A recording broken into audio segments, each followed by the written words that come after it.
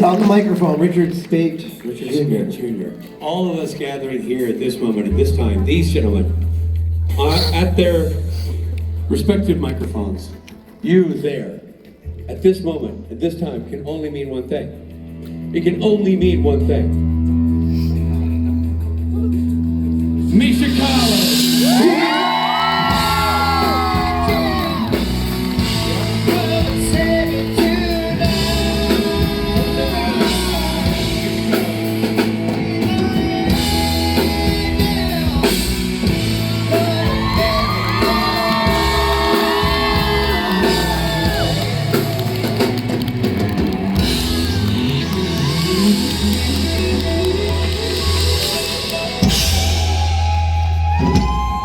Collins, everybody. Woo! Woo! Hey, Misha. Woo! There's Oh, man! Woo! Check that shit out! No, it's just for Rich. It's okay. Oh, dude, you got it going on. Glad you get a slice of that, right? Wow, he just made it weird. It's so great that you guys all showed up. I'm sorry that Jared and Jensen aren't coming this weekend. No. But I hadn't told him yet. I was waiting till you got here to let him down gently. you know what's remarkable?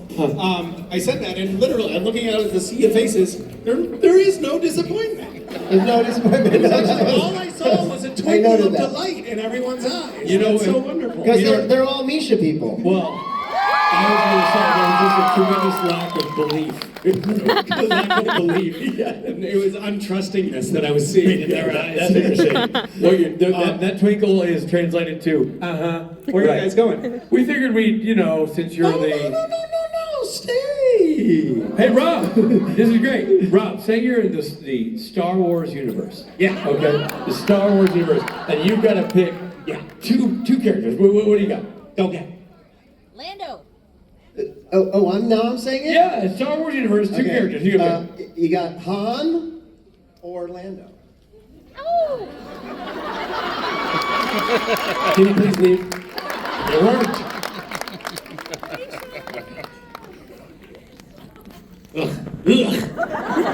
Gross. Hi, everyone. Hi. Oh.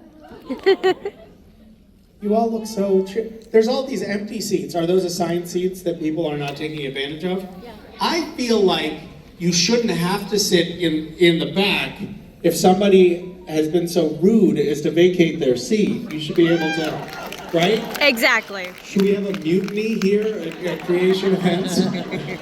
I would like to end this panel I would like to see at least 3 fist fights before I leave. Can we make that happen? Okay, great. What am I going to talk about here? Well, it was interesting driving around here. I came to Disney World for the first time when I was just 4 years old. I was 4 years old. And my parents were separated at that point. Why don't I tell you my entire life story? And I was at my dad's, like I would go visit my dad for a few days and then be with my mom for a few days, and I was at my dad's. And my dad lived with a bunch of roommates. This was the 70s, they were hippies. And one of my dad's roommates had a couple of kids and they were going to Disney World. And my dad said, "Hey Misha, do you want to go to Disney World?" And I was like, "Yeah." And they're like, "All right, great, we'll hop in the car." And it was a Honda Civic, and it was a 3-day drive with there was this dad and these 2 much older teenage kids that I did not know at all. And it was the first time I had ever been away from my parents. And I kind of, in my child's brain, thought it was down the street. and I was absolutely horrified when we had the first night of sleep in a motel. And then I was like, hey, this is before cell phones. This is before FaceTime. There was no checking in with mom and dad. I don't think my mom even knew that I had been kidnapped. And then we got to Disney World, And I, at some point, wandered off. And like I saw some giant Mickey Mouse, and I was like, whoa, that's cool. And then I wound up quite a bit lost at Disney World as a 4-year-old, wandering around with a family that I didn't even know, trying to find me. And when the dad, who was this like very gruff, first-generation Armenian, found me, he beat me. So and it just came sort of crashing back for me, but seeing like the Disney sign, I had this immediate like tightening in my stomach. I was like, that is not a safe place. So that's where I'm coming from. Okay. Yeah, thank you. Think the same. What? Some of us that live here think the same, not same. She said some of us live here and feel the same. Well, way to ruin the magic. Yes. God, Jesus, what a bitter crowd. They're yelling out at me, there is no magic, kid. And Santa's not real either. I'm just kidding, Santa Claus is real, of course. Shit, what are we doing? And that was the day I found out. He hates Supernatural. Hi, can you help save me from myself? I will do my best, sir. Thank my you. name is Vicky. Love you. Hi. Phenomena like this, like Supernatural, like Star Trek, where the life of the show and the cult and the growing of this amazing family are very weird. And I'm a part of all of them. And I was wondering, for you, what's the strangest and or most compelling part about being a part of a phenomenon like this? Well, you're right. You are weird. I was just talking about this back in the hallway here moments ago. What a strange phenomenon it is that this is still happening. And I think a lot of people don't realize that the show is over. But we have this really fascinating little experiment that continues to evolve, and I think that creating a subculture and a community where people actually there's actual community embedded within this subculture, right? So people have a network, a social network, and they feel like they know each other and they take care of each other and they share common weirdness, and all of that I think is really lovely to be a part of, and I think that those of us who, I was saying back in the hallway, that if you think about it, like the top billed cast from Supernatural show up at these conventions, right? You know, like the people who were the series regulars or whatever. But then there are a lot of other supporting characters from the years on the show who show up who aren't necessarily like the biggest characters from the show, but they're actually actors who have personalities, who mesh well with this community and with our group and our energy. And so it's like this self-selecting group of weirdos, I think, both on the cast side and in the fandom. And I think that that's all really lovely. I don't know, I find it all fascinating, actually. And I like talking about it too, like, what the fuck is going on? It's fascinating. But I have really enjoyed it, and I've also gotten a lot of benefit out of it. Like, I feel like we have collectively done a lot of, we have engaged in a lot of charitable enterprises and raised a shitload of money. Actually, that's a great, thank you for that, like, softball, because I was gonna talk about this. Random Acts, which is a nonprofit that I started in collaboration with fans of Supernatural, we just did a fundraiser that was inspired by the hurricane in North Carolina, and then as we were launching that fundraiser, we expanded it because we realized, oh, there's a hurricane coming and hitting Florida. So we raised $36,212. Now, hold before you apply. Here's the extortion portion of the program. So a lot of that money came from people in North Carolina who really cared about their neighbors. Not as much money came from people in Florida. Many people had a lot of damage, sustained a lot of damage, but FEMA only can give so much. So a lot of people are left in the lurch, and we're able, at Random Acts, we're able to give all of the money we raise with no administrative fees to individual families that need help and specific help. And so if we get to $40,000, then that will trigger a match from Creation and from the Supernatural cast that will get us to $70,000. And if we could do that this weekend, that would be really great. And if we do it this weekend, it's because of you. And if we don't, it's because of you. So let's try to do it. Can you put up the QR code? Look at that, technology. Does anybody have a cell phone? This would be a great time to show me the camera feature on your cell phone. You can just point it at this QR code and just make that small donation. If you could all collectively do it. Let's see, like it was 36,212 a moment ago. Let's see what we can get it to. And I'll talk about interesting things, I promise. Well, or actually, I'll talk about such boring things that you'll want a distraction. So this will help. Let's see if we can do it together. There's enough people in this room. We can get there. We just need 3,000.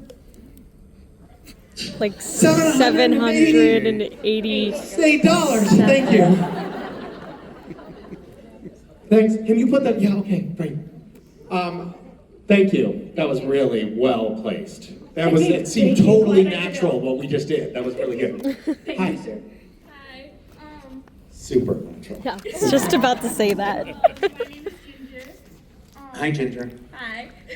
And my question is, I heard a rumor saying that you had originally auditioned for a demon on the show. First off, is that true? And second off, if it is, how did you get the role of Cass? Well, the evolution of Castiel, it will be something I'm sure that many professors at esteemed universities write lengthy tomes about in the future. People will talk about it for many generations to come. But I went into the audition, and at the time, no angel had been introduced on Supernatural, and Eric Kripke, the creator of the show, wanted to keep it a secret. So this happens every once in a while in casting. Like, for a Marvel movie or something, if you go in for an audition, you're like, okay, cool, can I read the audition material? And they're like, no. Not until you come into our office, and we will hand it to you, and we will watch you, make sure you don't take a photo of the text, and then you have to give it back to us. Like, keep it really secret. So, in this case, Eric Kripke wrote a scene for the character of Castiel, and they put it out as an audition to all of the agents from the casting director. The casting director sent it to all the agents saying, we're casting a new demon, and here's the audition material. So, I had never watched Supernatural, because I don't watch garbage, and that would have been the perfect time for a Rotten Tomato to hit me in the face. So I was like, I don't know, demon's like kind of gruff, kind of gravelly, kind of like angry character. And so I went in and it did this kind of a read of the audition. Eric Kripke was in the room, and so was another producer and the casting director. And I did a take of the audition, and Eric was like, okay, that was good. So I guess like they were gonna wait to see if it was like, if somebody did an okay job, then they would tell them the truth. So Eric is like, so here's the deal. It's actually an angel, not a demon. But we don't want that getting out there. So can you do it again, but this time as an angel? And my brain just went, and I just said the words like this. Because I didn't know what to do. And Castiel was born. So it was like a real, I think what happened is that particular moment created a deer in the headlights, and then that became 12 years of the dorky angel. So, yeah, thanks. Thank you. Thank you. Hi, Misha. My Hello. name is Heather. Hi, Heather. Thank you for being here. We appreciate you. Thank you for being here. So you started with Cooking with West, Yes, and then you went through the Adventurous Eaters Club, yes, and now you did road food. right. So my question is, what caused the impetus for doing road food? What happened? How did it come about? All of that stuff. Oh my God. I have had this weird idea for a long time that I wanted to do, which is I have this superpower. I have a lot of superpowers, but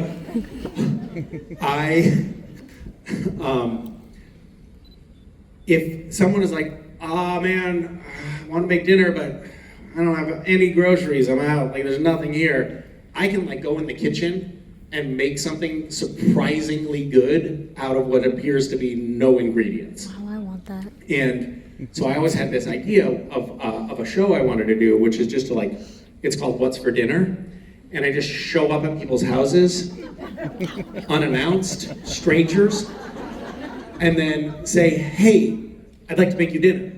And then go into their cupboard and just make some dinner. And then talk to the people and have it be kind of like an ethnography, like kind of a way to explore different cultures and subcultures across America, but a chance to like really get into people's lives in their homes and put my dirty little fingers all over their personal belongings. But I thought that that would be a really cool conceit for a show. And then by some coincidence, the producers of that show approached me and were like, "Hey, we want to do the show about like exploring food, but it's really like the food is a lens into subcultures and communities and politics and it's more of an ethnography than a food show." And I was like, well, I kind of wanted to do that forever. That sounds great. So it dovetailed with something that I had been fantasizing about. I fantasize about a lot of things, but Ow!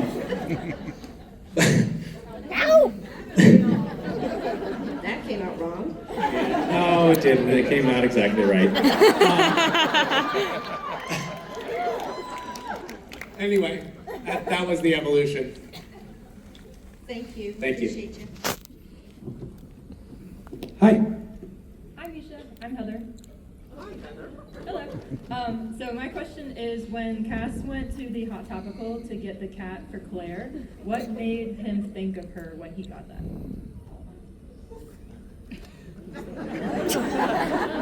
I have to tell you, I've thought about this a lot.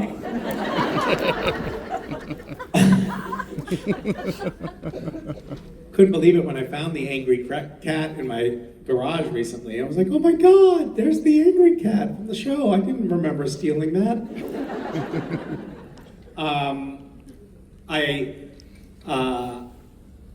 I saw Catherine Newton recently, and we took a photo with the angry cat, which was pretty cool. She's all grown up now, and moved on.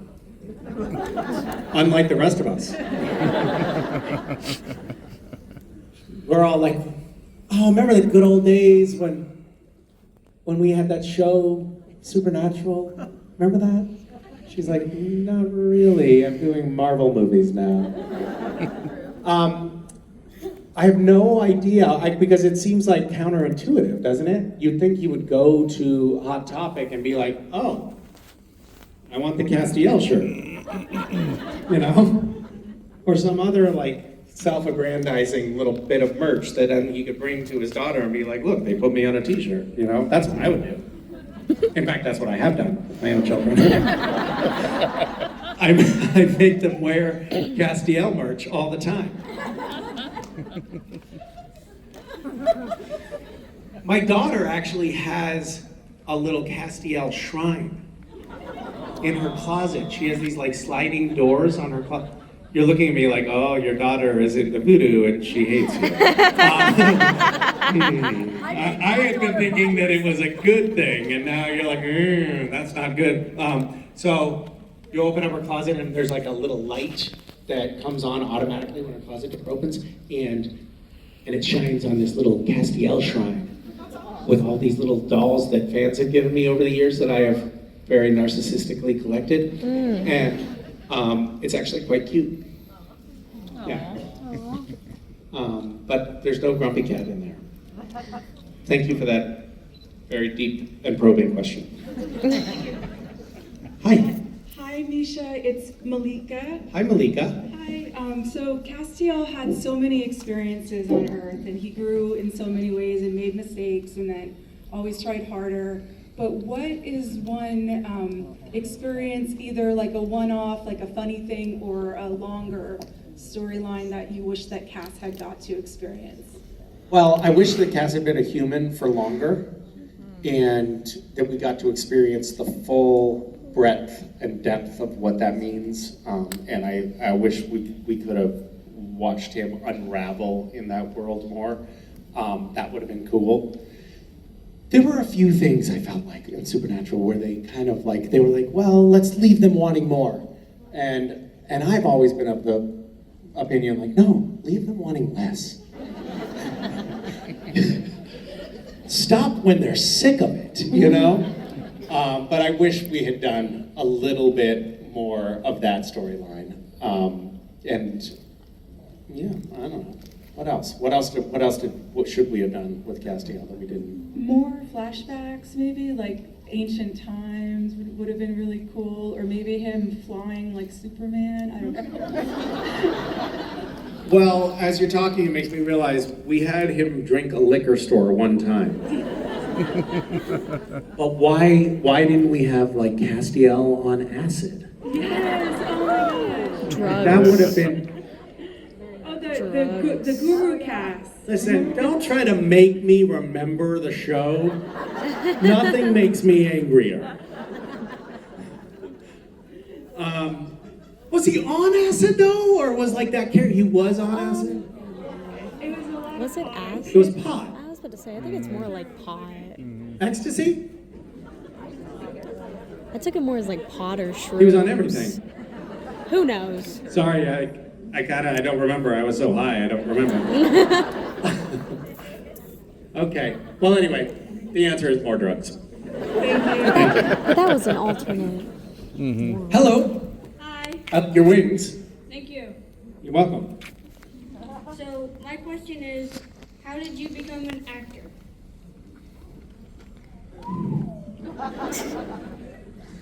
I don't really know how it came about. My mother did like community theater when I was a kid, and she did storytelling. So she would like go to schools and tell stories to assemblies of children, and did that kind of performance. And she never made any money. Like I think the whole time I was growing up, she probably made $5,000 over 18 years. You know, which is hard to raise a family on.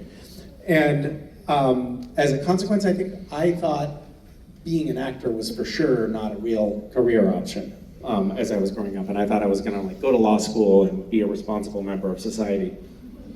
And, but I did mess around a little bit. Like I did some plays in high school and college, and I had this tendency to pretend that I was a foreign exchange student. And I would talk in weird accents, and in like situations where it just made no sense and was kind of inappropriate. Like I would go up to a police officer in New York City and ask him for directions somewhere in a very thick Indian accent. And I did it confidently enough and persuasively enough that they would be like, I can't tell this guy that he's not Indian because he sure sounds like it. Oh my God. So, but I did it a lot. And I had this one friend, Alejandro Yegros, who's a math teacher now in college, who was really encouraging. He was like, Misha, your accents are very good. I think you should just be an actor. And I was like, shut up. And but he said it enough that I was like, oh, maybe I'll do a little acting or something. And so I got out of college, and my ex-wife and a friend from college and myself started a software company. And at the same time, I got some headshots and started to do a little acting on the side.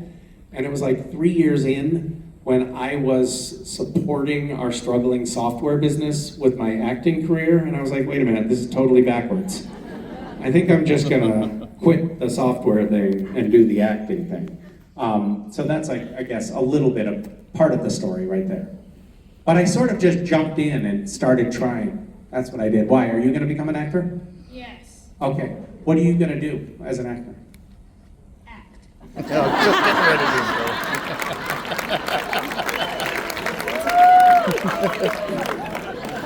I feel like if we ever need a young Castiel, you would be perfect for the role. Do you have a vision for your career? What kind of stuff? What kind of acting would you like to do? Comedy? Dramedy? Not Traumedy? Not? What'd you say? Not sure. Very insightful. When you think about wanting to be an actor, why is it that you want to do something like that? Dream job. What's the longest phrase you've ever said at a stretch? Like,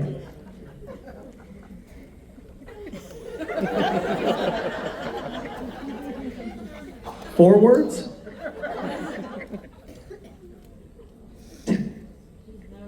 Hi. I don't know. 3. Yay! What's your name? Cecilia. Cecilia. Well, I wish you every success in your pursuits. And here's my advice for you as you pursue this harebrained idea of yours. Just have fun with it. Thank you. That's my advice. Have fun. All right. Nice talking to you. Nice wings. Thank you. Okay. Hi. Hi, Misha. I'm Christy. Hi, Christy. Kind of two-parter. You are my favorite character in the show, and Obviously. I found my passion for this through my husband. You are his favorite character, and Really? that's how he got me hooked on the show. Between the two of you, which one do you think likes me more? And You were going to say him very definitively there. You're like, oh, definitely him. Really? So that sounds like a sort of almost unhealthy obsession that your husband has with me. well, it'd be more unhealthy if he was here and I wasn't. That's true. So you came along to support him in this? Is that what's going on? We're here for a girls' weekend, but also the second part of the question is with this. I like this husband of yours. Too. Are there other girls involved, or is it just you and your husband? Got it. Makes perfect sense. The passion that he ignited and everything is Your husband, or? I see that same passion in you with all of your charity work and everything going forward. What was the catalyst in your life to really push forward that foundation that you have for giving back? Thank you, by the way, for that brilliant prompt. Could we get the tally back up on the screen? Jeremy, we've made $112. Wait. Where's the website? Jeremy, can you put it up again? We've made no money, no dollars. Wait, we're refreshing.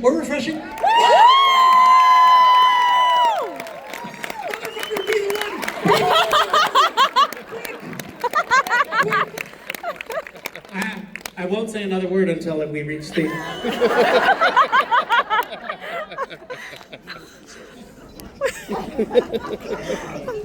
He's gonna keep refreshing and I'm gonna record it.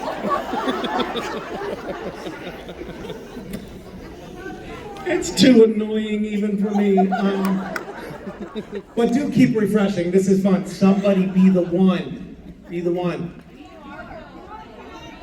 I was gonna say we Oh, need QR to code. Okay. Thank you. Right. What do you get if you get it? If you get it?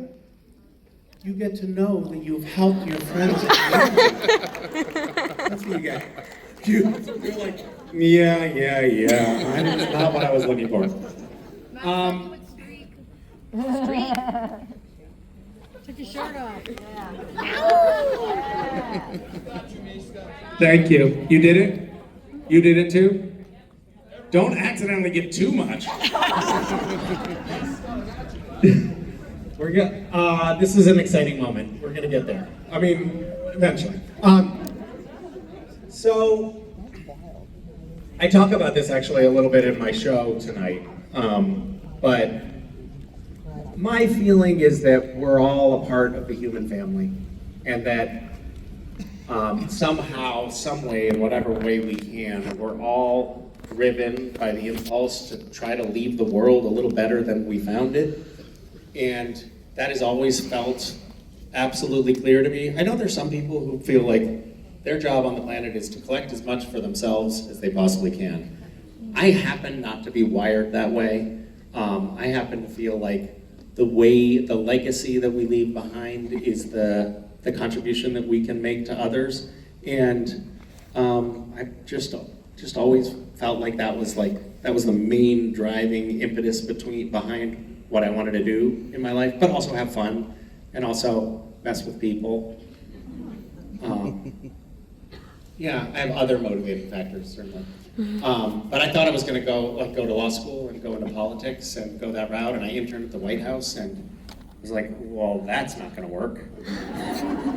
This sucks. I remember you talking about So what else can I do? Last year you talked about the text message or the phone call at the White House your intern year. Yeah. Yeah. Yeah, it was good because it told me, I should take a different approach. So I decided I would get on Supernatural instead. And use that to put QR codes up on screens. And then refresh, let's see how we did. It's gonna update.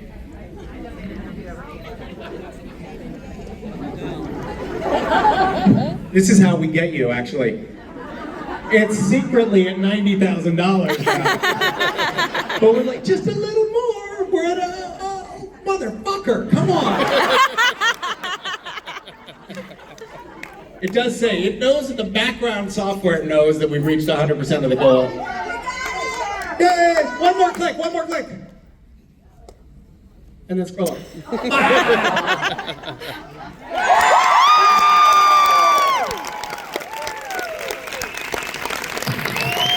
Nice work, guys. That was fun. Ugh, now I guess we have to donate too. I see what you mean. I feel a pit in my stomach. It's a bit of a drag, isn't it? Hi, my name is Laura. I'm asking a question for my cousin. It's our first con right in front of you, and she wanted to know, with so many people from Supernatural going over to the boys, do you have any thoughts about maybe if you might, and what kind of character you might want to play?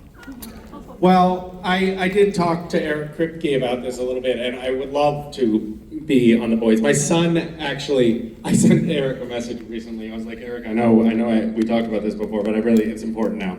My son only cares about the boys, and he thinks I'm a loser if I'm not on it, and I can't have him knowing that.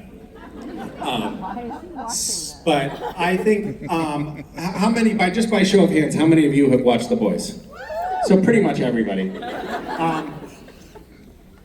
What I would love to do, like some of the stuff that I've seen on The Boys, I feel like, oh, that's, I like it, like it's cool, but I feel like you could go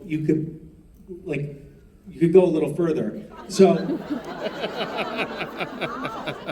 I'd like to take as like the baseline to try to exceed is what Rob did on the show.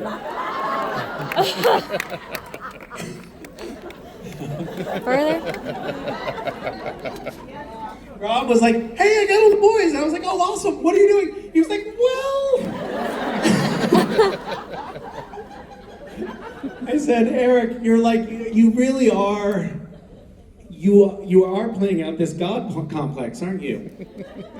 He wrote God as the writer of Supernatural, right? He did that.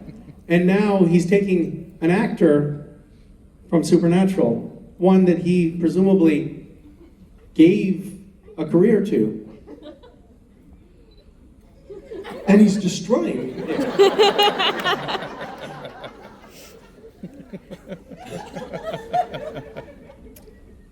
Hey Rob, we're not going to make you read the sides here because we know you're acting. But I just have a question for you. Do you shave your ass crack?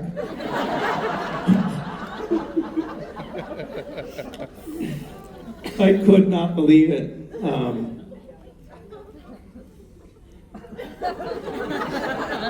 Can I ask you guys a question? When you see Rob up on stage, are you able to think about anything else? No.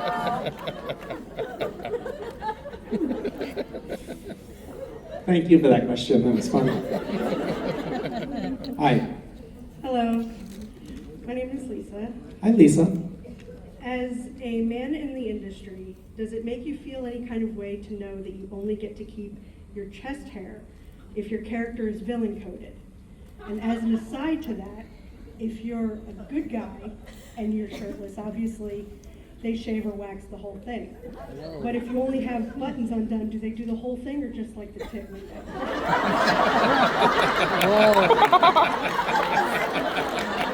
That is so good.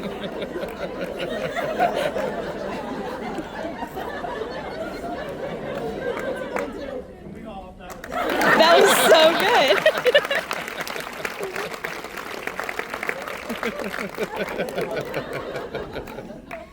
That honestly may have been the best question I have ever received up here. Can you read it again?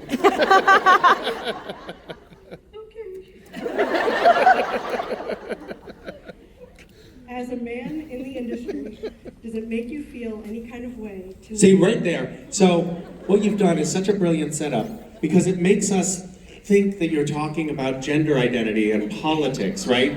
Our minds go to something about representation, right? Go on. Does it make you feel any kind of way to know that you only get to keep your chest hair if your character is villain coded?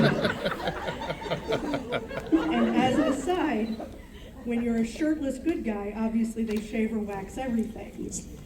But if you're only unbuttoned, do they still do the whole thing, or is it only the tit window? And not only that, you finish poetically with a tit window. A tit window? That's so good.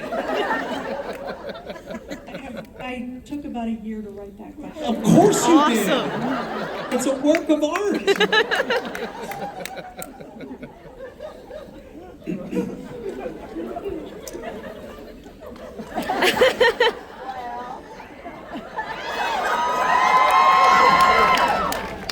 I feel like, unfortunately, your question, because it took so long to write, is a bit dated.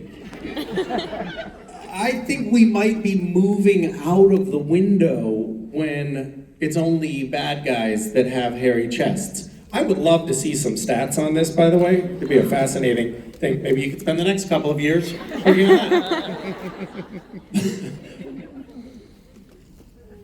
I think that, here's what I think. A lot of people don't realize this, but actors, they can be a little bit vain. No, it's true. Believe it or not.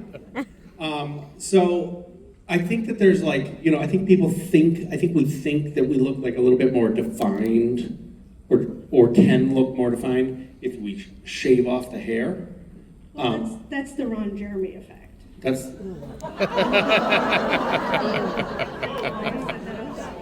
Did you prepare that as well? Were you planning that? I did not, no. That was just spontaneous. Unbelievable. We need you on the tour.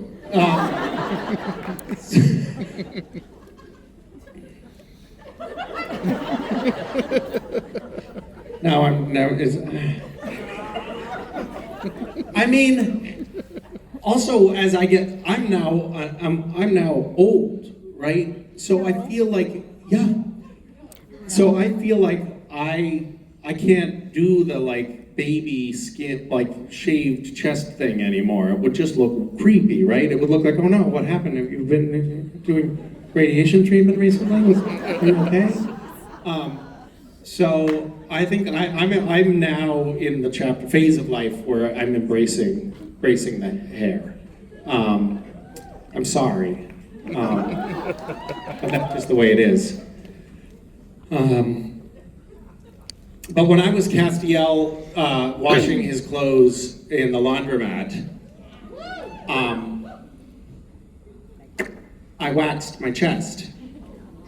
It was awful.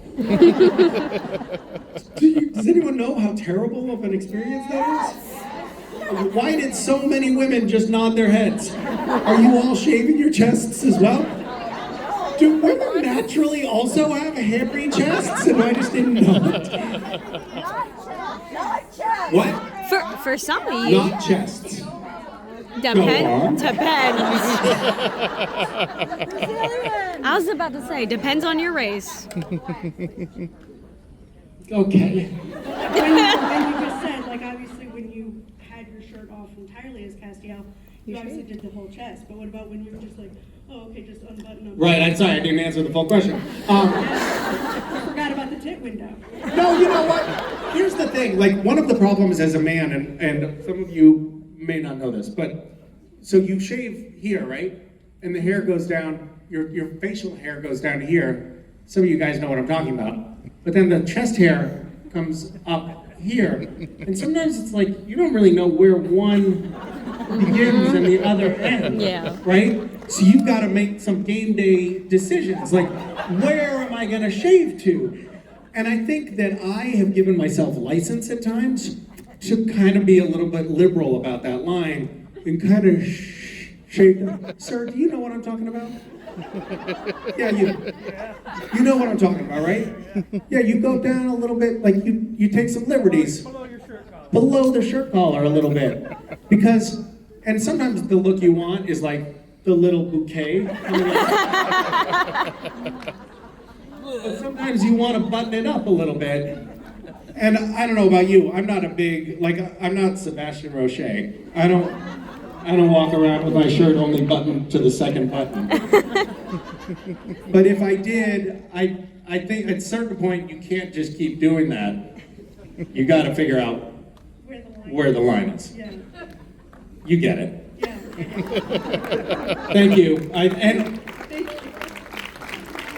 Yeah, I think that was a valuable use of everybody's time. Hi. My name is Victoria. Hi, Victoria. I'm just curious if you had a worst audition, and what did you learn from it? A worst audition? Yeah. Oh, no. I had so many bad auditions that it's hard for one to stand out. I guess the one that comes up for me most was my Anakin Skywalker audition on Skywalker Ranch, which I totally blew.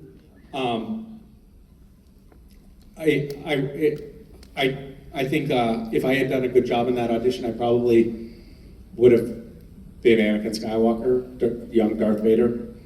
It was down to me and a couple of other guys at that point.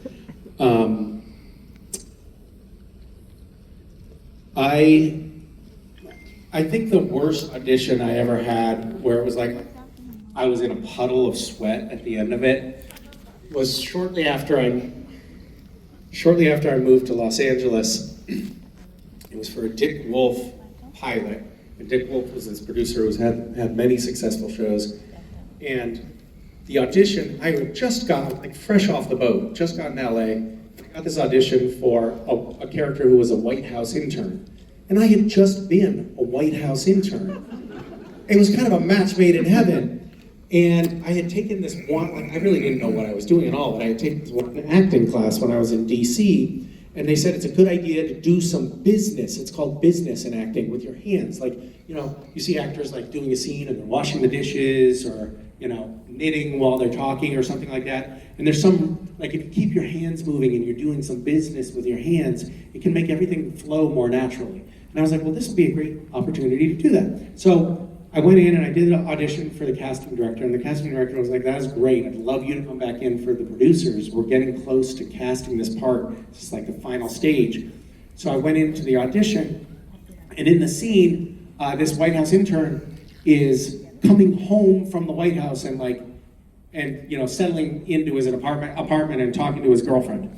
And I was like, you know what would be cool business is like, I come in my like suit, and then I'm like taking it off and getting comfortable. And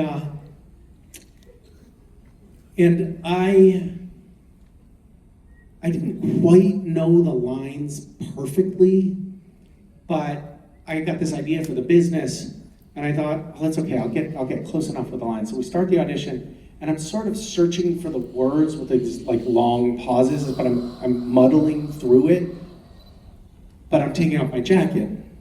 And then I start unbuttoning my button-up shirt, and I have, don't worry, I shaved the whole thing at that point.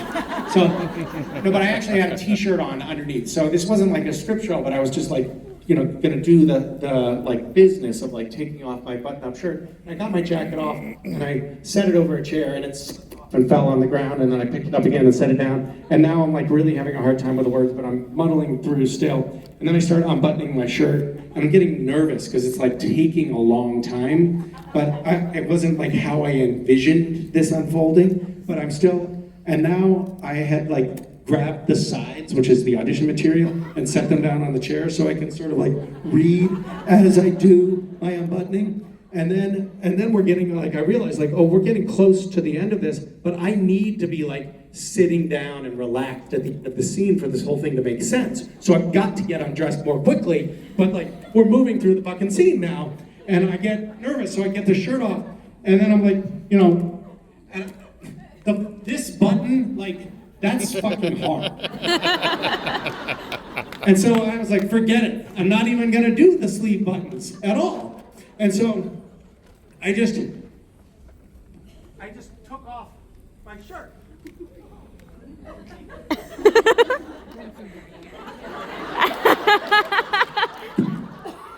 And it got stuck. And I couldn't get my fucking hands out of the sleeve.